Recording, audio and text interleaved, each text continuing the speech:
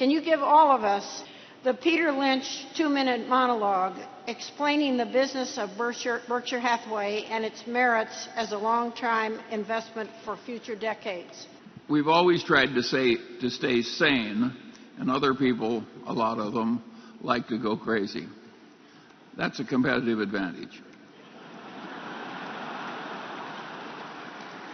Number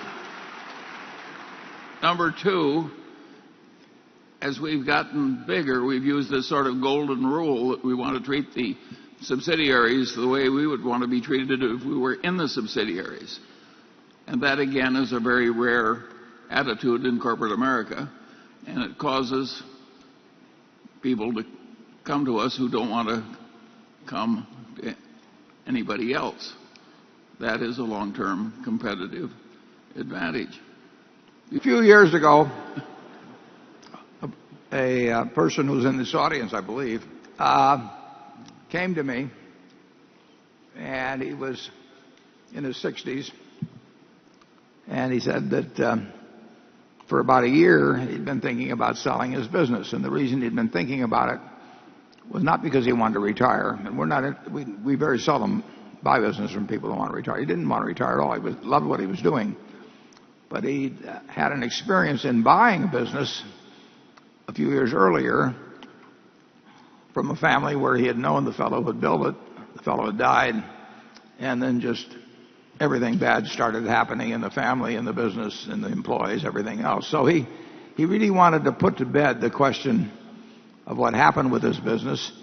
It wasn't that he really cared a lot about monetizing it or having the money. He just wanted to put his mind at ease that what he'd spent lovingly building up over 30 or 40 years was not going to get destroyed, or that his family would get destroyed if he died.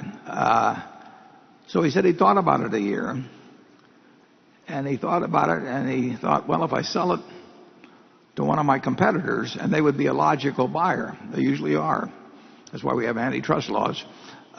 If he sold it to a competitor, they would come in, and basically they would put their people in charge. They would have all these ideas about synergy, and synergy would mean that the people that had helped him build the business over 30 years would all get sacked, and that the acquiring company would come in like Attila the Hun and be the conquering people, and he just didn't want to do that to the people that had helped him over the years.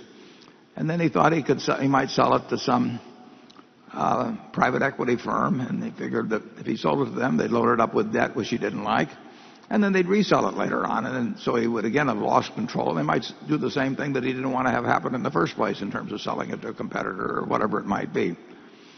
So when he came to me, he described this, and he said, it really isn't because you're so attractive, but he says you're the only guy left standing. You're not a competitor, you're not a private equity firm, and I know I will get a permanent home with Berkshire, and that the people that have stayed with me over the years will continue to get opportunities, and they will continue to work for me, and I'll get to keep doing what I love doing, and I won't have to worry about what will happen if something happens to me tonight.